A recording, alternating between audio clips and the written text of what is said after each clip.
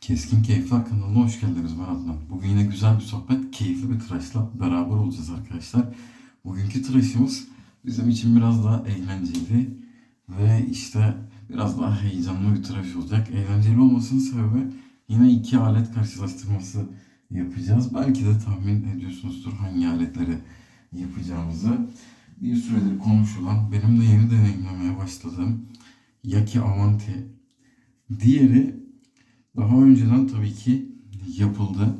Birkaç kere gördüm ben progresle. Onu da yapacağız ileride. İki alet birbirine çok benzediği için. Ama bugün kendisi gibi 316 çelik olan, kendisi gibi ayarlanabilir olan fakat farklı tarzlarda olan bir alet kullanacağız. Bu alette şöyle Rex Ambassador. Şöyle bakacağımız üzere iki alet de çok güzel. Çok keyifli aletler. Ben ikisini de severek kullanıyorum. Kendi tarzları, tasarımları var. İkisi de çok güzel gözüküyor gerçekten. Bu iki aleti bugün kıyaslayacağız. Diğer işte fırçadır, sabundur. Bunlardan bugün çok bahsetmek istemiyorum. Çünkü elimizde birçok done var bu aletlerle ilgili. Ben hemen girmek istiyorum. Dediğim gibi ayarlanabilir olması ve 316 çelik olması bu aletleri birbiriyle kıyaslamaya bize etti. Her ne kadar bu aletlerin işte tıraş tarzlarının işte hitap ettiği kişilerin verdiği keyiflerin farklı olmasına rağmen bu 316 L çelik benim hayatıma tıraş dünyasına geçtikten sonra girdi. Bu arada iki alette de Gillette Silver Blue kullanacağız. 316 L çeliği ben daha önceden bilmiyordum. Muhtemelen benim gibi tıraşa başladıktan sonra geleneksel tıraşa öğrenen birçok arkadaşımız vardır. Ben ilk önce bununla ilgili biraz araştırma yapmak istedim. Çünkü 316L aletler bir ayrıcalık olarak gözüküyor. Eğer bu maddeden üretildiyse bir alet belirtiliyor. 316L çeliğin sonundaki L harfini low karbondan alıyor. Yani düşük oranlı karbon demek. Bu da işte düşük karbonlu çelikler paslanmaz çelik olarak geçiyor. İşte bizim genelde işte mutfak ürünlerinde veya başka ürünlerde gördüğümüz paslanmaz çelikler genelde 304 çelik oluyorlar. 316L çeliğin işte bu yaygın olan çelikten ne farkı var? Biraz bundan bahsetmek istiyorum ben. Şimdi 316L çelik bildiğimiz çeliğin içine nikel, krom ve molibden diye bir madde var. Defteri aşağıya koydum. Zaman zaman oradan bakacağım. Bu üç madde ile birlikte karıştırılıyor ve 316L çelik oluşuyor. Bildiğimiz paslanmaz çeliklere göre çok daha uzun ömürlü ve dayanıklı bu ürünler molibden denilen maddeyi bilmiyorum ben. Daha önceden de hiç duymamıştım açıkçası. Şöyle araya girip, şimdi bu aleti biliyoruz Progress'te de şöyle nokta var üst kapakta, altta da bir ok var. Bunları hep de getirmemiz gerekiyor ama Ambassador'da bu yok. Ambassador'da kapağın hangi tarafını, alt tablanın hangi tarafına getirmiş olduğunuz asla fark etmez. Bu birinci özellik. Bunda her zaman dikkat ediyoruz. Progress'te olduğu gibi üst kapakta nokta, alt kapakta ok her zaman denk gelecek arkadaşlar. Evet. Jileti takarken anlatıyoruz. Dediğim gibi nikeli kromu daha önceden duyduk. Tamam, molibdeni daha önceden hiç duymadım. Bu 316 L çeliğin yapılışında bir geçiş metali arkadaşlar bu. O kullanılma sebebi de bu çeliğin ömrünü uzatması. İşte uzun yıllar konuyor ve dayanıklılığını arttırıyor. Nasıl arttırıyor? Şimdi genelde %2 ila 3 oranında bu çeliğin içine ilave ediliyor. Dediğim gibi geçiş metali olarak ama jiletin üzerindeki yağlı kağıdı çıkarmak bizi biraz zorladı bu tıraş özelliğinde. Şöyle şurada da var. Evet, kesici ağızlarda herhangi bir parça kalmadı. Elimde bu tıraş sonrasında 3 tane ayrı sadece tek tıraşta kullanılmış Gillette Silver Blue olacak. Olsun, deneyelim. Ben karşılaştırma videosunu seviyordum ve en çok şu an yapmak istediğim karşılaştırma bu. O yüzden evet, noktaya bakıyoruz. Noktayı içe getirdik. Ok olan kısmı da içe getiriyoruz. Ve takıyoruz. Alttan sıkıyoruz. Molibden'den bahsettik. Molibden eklenmiş 316 L çelik. Ne oluyor? Şimdi şöyle bir durum var. Mesela ne var? Şöyle şunu içe getirelim. Bu alet Marine Grade olarak geçiyor. Denizcilik sınıfı 316 L çelik. İşte bu alette medikal sınıf 316 L paslanmaz çelik olarak geçiyor. İşte arada bir fark var mı diye baktım. Hayır, yok. Yani bu 316 L çeliği farklı özelliklerini lanse ederek kullanmış iki alette. Şimdi molibden işte marine grade dediğimiz gibi tuzlu sudan, yüksek soğukluktan koruyor çeliği. Ayrıyetten farklı ısı seviyelerinden kimyasallara karşı dayanıklı hale getiriyor. Mesela klora karşı dayanıklı hale getiriyor ki bu bizim için önemli. Neden? Kullandığımız çeşme sularında, şebeke sularında klor var. Buna etki ediyor. Ayrıyetten yüksek sıcaklıklara karşı da çeliği daha dayanıklı hale getirdiği söyleniyor. Molibden ile ilgili şöyle küçük bir ilgi çekici bilgi var.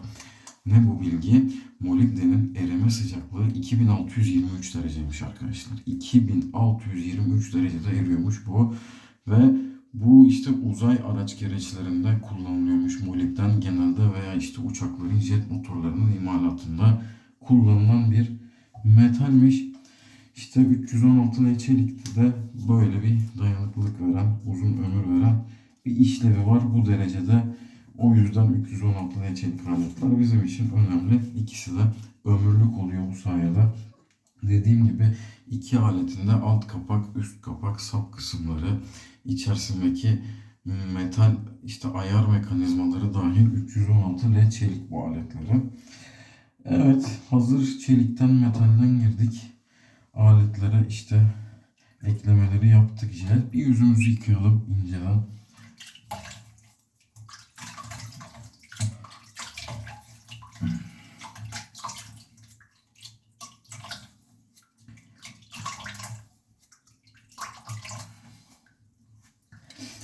Evet, yüzümü yıkadım. Şimdi aletlerin üretim aşamalarıyla ilgili ufak ufak bilgiler verelim. Madem çelikten bahsettik. Nedir bu bilgiler? Prorozlu sabun bitirmeye çalışıyorum. Bugün hava soğuk arkadaşlar. İyi gider diye düşündüm. Tıraş sonrasında da yine aynı ürünün, aynı serinin ürünlerini kullanacağım. Yine unutmuşuz. Köpürtme tasımızı almayı, yüzle köpürteceğiz o zaman. Razora mix fırça, onu kullanıyoruz. Evet, iki alette CNC'de blok kesim olarak üretilen aletler. İkisinde hassasiyet ve tolerans olarak iki alette gerçekten çok özel yerlerde. Şimdi hassasiyet ve toleransı ben bu aletleri incelemeden önce, işte birkaç hafta önce tam anlamlarını araştırdım. Hassasiyet işte bir aletin tasarım aşamasındaki ölçülerin ne kadar korunduğuyla alakalı. Tolerans da yine bu aletlerin üretilmesi sürecindeki işte ölçüleri arasındaki hata paylarıyla alakalı bir durum. İşte yüksek hassasiyet, düşük tolerans her zaman iyi bir şey tıraş aletlerinde. Neden? Çünkü yani siz kullanacağınız işte A tıraş aleti aynı marka B tıraş aletinin standart olarak tıraş olarak benzemesi gerekiyor ki onun marka olarak övülebilir. Yani atıyorum bir tane Pearl SSI 04 aldınız, kullandınız, o çok güzeldi. Bir sonraki de aynı seviyede güzel mi? Güzelse bu alet işte bir marka, bir efsanevi bir model haline geliyor. İşte bu iki alette bu açılardan çok iyi. İşte dediğim gibi CNC tezgahlarda çok yüksek kaliteyle blok kesim olarak hassas olarak, tolerans değerleri çok düşük olarak üretilmiş aletler. İkisi de. Peki iki aletin üretim aşamasında bir fark var mı? Evet, kaynaklarda var olduğu yazıyor. Şimdi Yaki Avanti CNC'den çıktıktan sonra son teknoloji işçilikle seri üretim olarak üretiliyor. Yani bu hassasiyet ve tolerans olarak bu alet dünya klasmanında çok üst düzey, çok iyi olarak gözüküyor. Yani çok iyi bir toleransa sahip bir alet, çok iyi bir işçiliği var. Çok güzel seviyede olarak gözüküyor.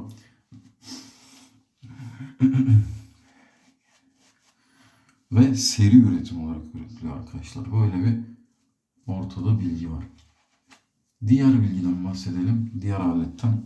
Rex Ambassador CNC'den çıktıktan sonra bu alet daha çok el işçiliğiyle, işinde uzman insanların kontrolü ile montajı ve polisajı yapılıyor.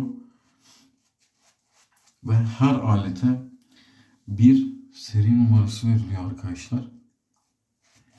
Yani butik bir üretim var ortada. Seri bir üretim yok. Ve tolerans değeri ile ilgili bütün hani kaynaklarda söylenen şöyle bir şey var.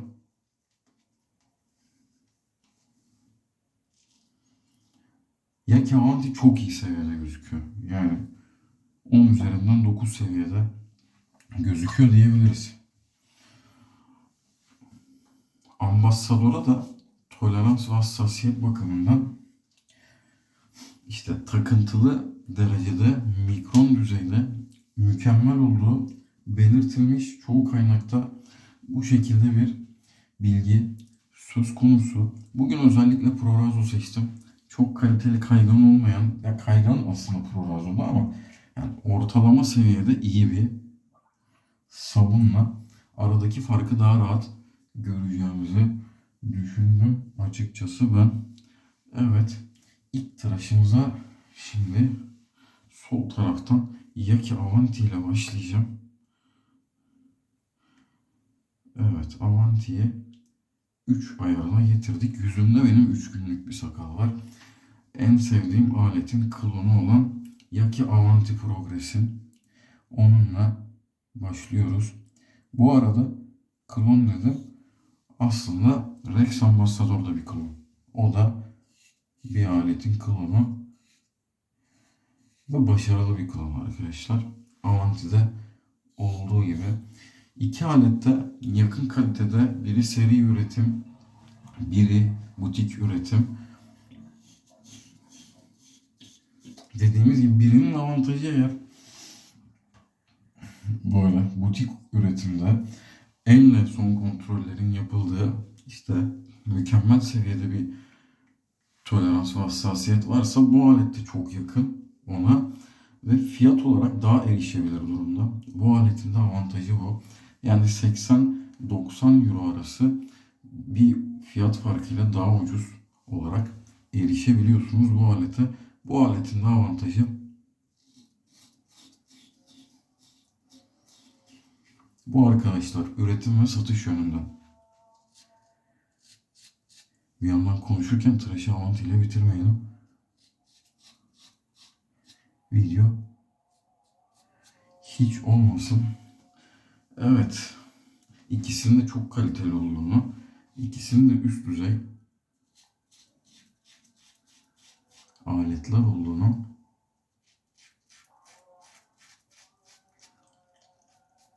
söylemiştik.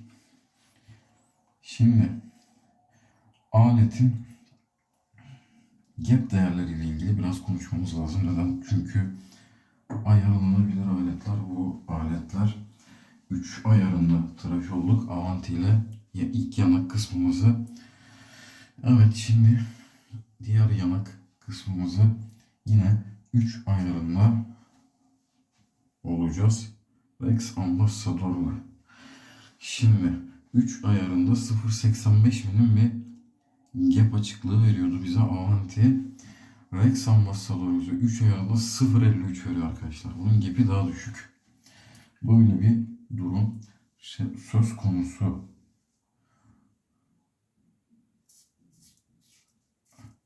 Ama sesten de duyacağınız üzere gap değeri daha düşük olmasına rağmen bu alet jileti daha net hissettiriyor. İşte iki aletin tercih noktasında bu noktada kırılıyoruz. Jilet hissetmek istiyorum ben derseniz buradan Bassador'a gitmeniz gerekiyor. Çünkü herkes Progress sevmiyor arkadaşlar. Herkes işte atıyorum 34C sevmiyor. Kimisi R41 seviyor. Rocca seviyor. İşte bu noktada iki alet arasındaki keskin ayrım bu.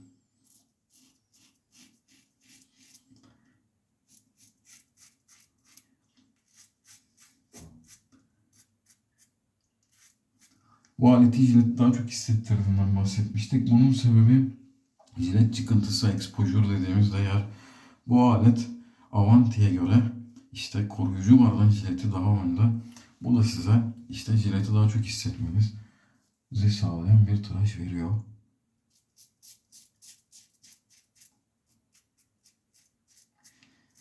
Bu aletle biraz daha dikkatli olmanız gerekiyor. Dediğim gibi şimdi Avanti dedik.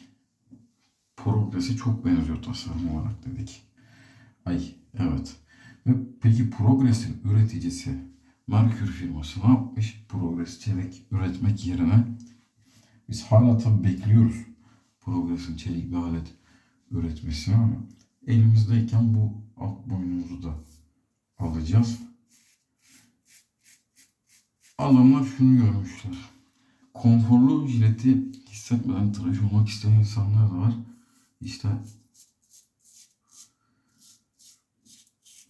jileti jileti hissetmek isteyenler de var. O yüzden çelik progres çıkarmak yerine Futur'u çıkarmayı tercih etmişler. Onu da videolarımızda kullandık. Futur da gerçekten çok güzel bir alet. Onu da ileriki karşılaştırmalarımızda kullanacağız. Ama Progress'e göre jileti daha çok hissettiren, farklı bir keyif için var olan bir alet. İki aleti de bastırmayı tavsiye etmiyorum ben. Şimdi elimdeki Ambassador'u ben bir senedir kullanıyorum arkadaşlar. Bir sene olmuştur.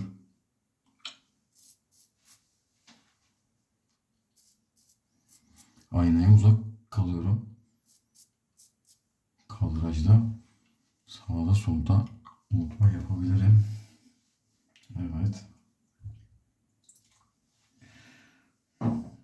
Boyun altında Progress'e geçelim. Neden? Çünkü bu elimizdeki Avanti 111 gram. Arkadaşlar tamına 111 gram ağır bir alet. Ambassador da aynı şekilde. Belki bu alet bir tık daha Ambassador 106 gram. Bu alet bir tık daha ağır olmasına rağmen bu bastırma için bir tık daha tolere edebilir. Çünkü dediğim gibi yani konfor odaklı bir alet olduğu için. Ama siz yine de bastırmayın. Yani çift taraflı bir tıraş aletini bastırmak yani 34 cm olsa size zarar verecektir.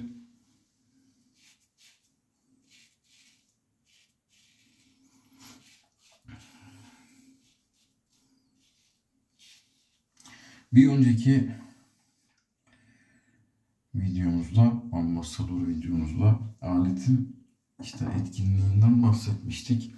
Hatta ilk videomuzda uzun sakallı denemiştik. Bir haftalık 6. ayarda. İşte 3-2-1'de günlük olur mu? 2-2-1'de günlük olur mu? Buna bakmıştık. Avanti sık tıraş olacak insanlar için daha uygun.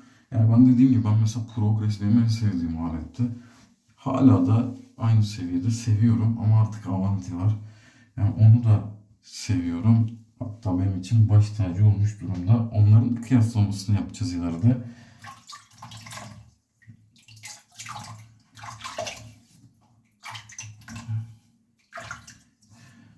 Dediğim gibi Ambassador'la da günlük gayet güzel, keyifli tıraş olunabilir. Şu an yüzüm gayet konforlu. Üçüncü ayarda. Birinin gap aralığı üçüncü ayarda daha yüksek ama jileti daha az hissettiriyor. Birinin gap ayarı düşük ama jileti daha çok hissettiriyor. Öyle bir arada bir denge var. Ya ben bugün işte 3 günlük direkt tıraş olacaksam bu aleti seçerim. Ama yüzümde 2 hafta tıraş varsa buna giderim. Bunun da ayrı bir keyfi var. Günlükte kullanmak zorunda kalırsam gayet iş görür. Bunlarla ilgili küçük metaforlarım var, bu konuda da konuşacağız. Şimdi ilk perdeler 3. ayarda şöyle bir yakınlık testi. İki alette gayet etkin diyebilirim. Şöyle bakıyorum. Güzel yani. Gayet güzel durumda. İki aletin de araya tıraş. Yani ikisi de gayet yakın tıraş veriyorlar. Ve güzel konfor veriyorlar. Şimdi ikinci ayara geçmeden bir yüzümüzü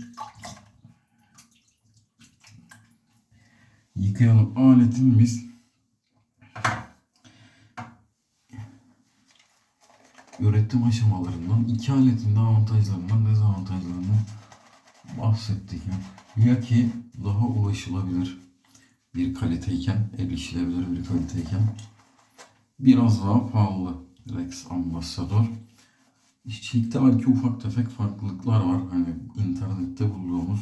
Ama dediğim gibi birinin zaten hani o fiyatta olması için seri üretim olması lazım arkadaşlar. Ve bugüne kadar kullandığımız tüm seri üretim aletlerden daha kaliteli diyebileceğimiz seviyede. Yani yakın kaliteler olduğunu düşünüyorum. Ben açıkçası 7 yıldır tıraş olan bir insan olarak aralarındaki kalite farkını anlayabilecek seviyede değilim. Bu benim Avanti ile ikinci tıraşım. Belki ikisiyle de 5 yıl geçirdikten sonra bu farkı anlarım ama yani şu an elime aldığımda ikisi de çok kaliteli geliyor bana. Evet, ikinci perdeyi şöyle bir çektik.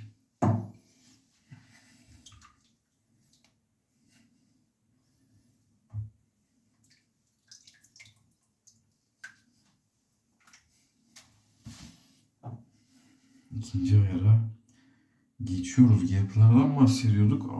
Ambassador 0.30 milimle 1.30 milim arasında yaklaşık 1 milim kadar bir gap açıklığına sahip.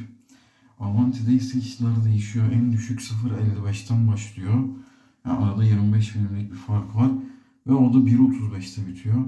Bu da ne demek? Bir 90 milimlik bir açıklık farkı var arada.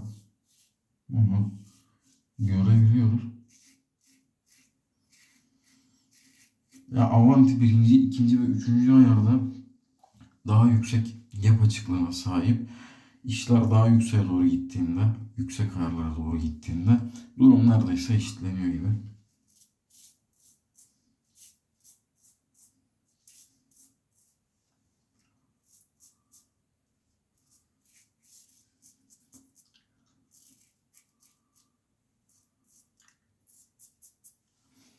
Evet, başka yazıp da not edip de okumadığımız bilgi var mı? Ağırlıklardan bahsettik. Sap uzunlukları iki aletinde 78 milim olarak geçiyor.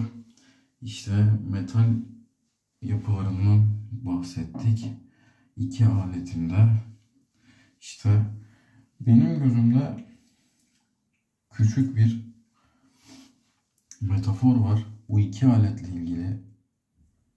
Bir dakika, ikiye almadık. İkiye alalım. Evet. Avanti çok daha konforlu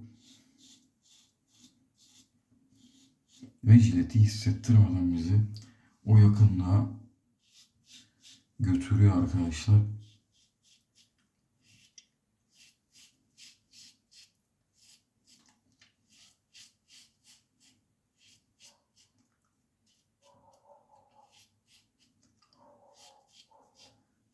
Ve çok daha hızlı bu konuda. Mesela başınız ağrıyordur. Konsantrasyonunuz yüksek değildir. Avanti daha iyi bir seçenek. Her zaman. Günlük tıraş oluyorsunuzdur. Bu stabildir yani. Günlük, 3 günlük, arada haftalık oluyorsunuzdur. Günlük daha ağırlıklıdır yani. O zaman net avanti. Yani asla yüzünüzü yormaz. Çok yakın tıraş verir. Güzel, keyifli bir tıraş verir. Ama ben genelde haftada bir, 2 haftada bir oluyorum. Arada 3 günde bir oluyorum. Arada günlük oluyorum. O zaman Rex Ambassador.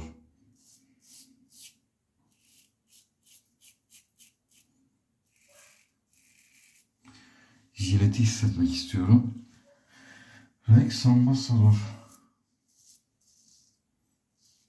Aslında ustura tıraşı olasım var ama o kadar odaklanmak istemiyorum.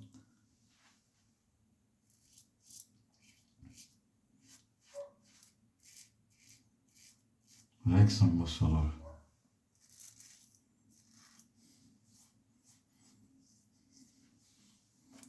Evet arkadaşlar. Yakınlık seviyesi olarak şu an itibariyle ikinci perdede Avanti biraz daha yakın. Bu net. Çünkü Avanti ile daha rahat gidiyoruz. Ambassador'la biraz daha dikkatli gitmek gerekiyor her zaman.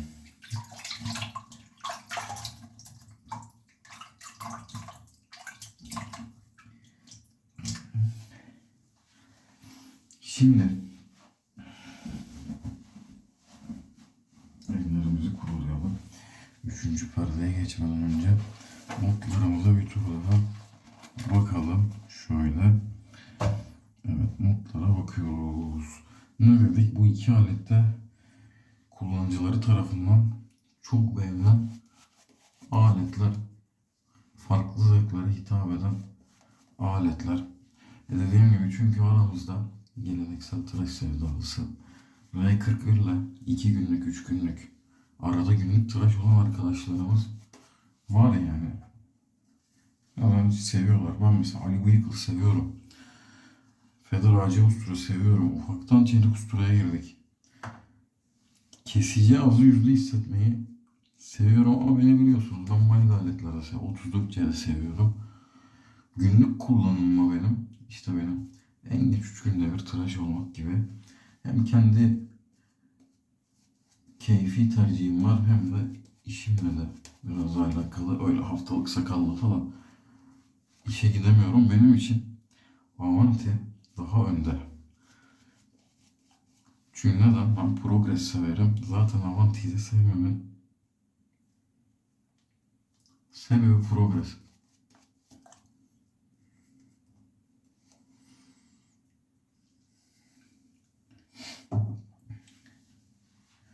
Ama arada dediğim gibi ustura tıraşım gelir.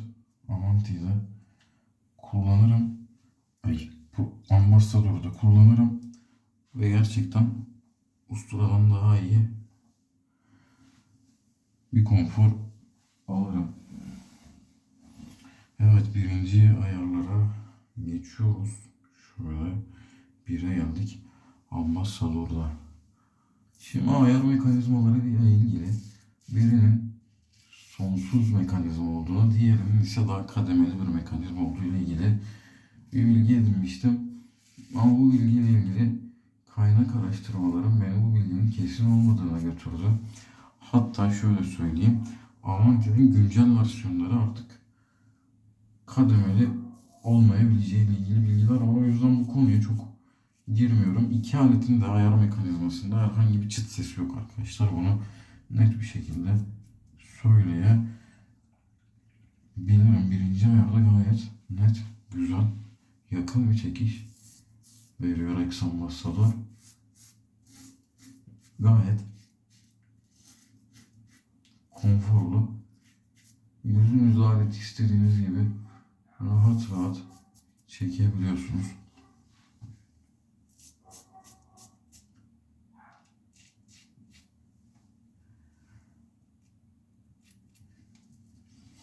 Peki bu alet neden daha agresif? Dediğimiz gibi exposure değeri bir tık daha yüksek.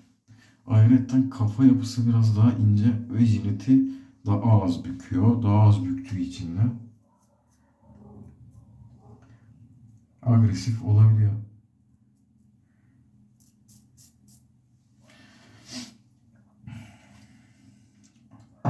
Avanti ise jileti daha çok, ama bitirmedik.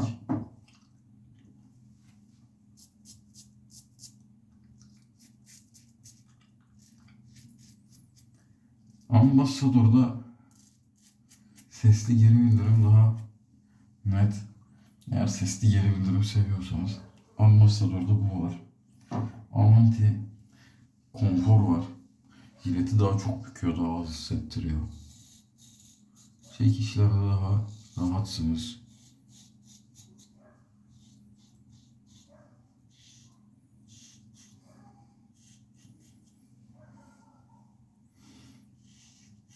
Ben bu iki alet arasında şöyle bir metafor oluşturdum kendimce. Çin'in biliyorsunuz Yin ve Yang felsefesi var.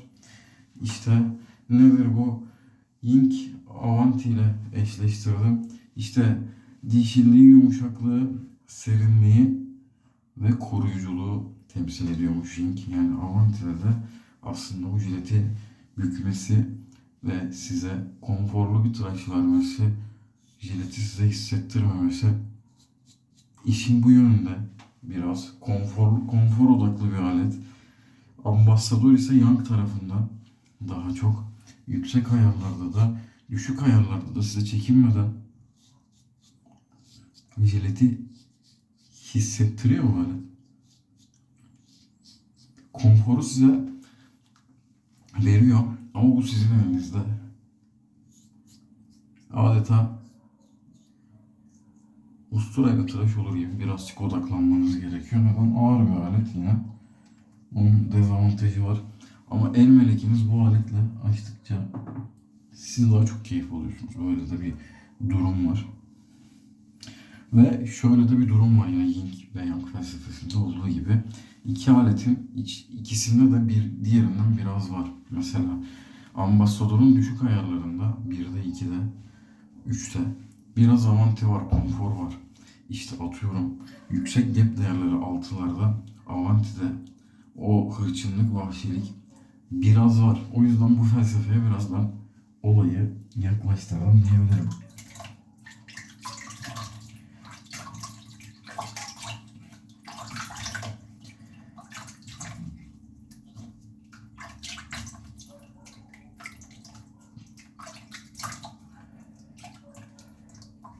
Evet. Tıraş bitti. Ve iki tarafta gerçekten yani BBS diyebiliriz, sinek kaydı diyebiliriz. 3 günlük sakalı ikisi de alıp süpürdüm.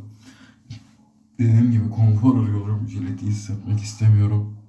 Burada Avanti. Jileti hissetmek istiyorum. Agresiflik istiyorum. Burada. Yani ikisi arasındaki fark bu arkadaşlar. Ben arada öyle yani ilk intiba itibariyle aman bir kalite farkı hissetmedim.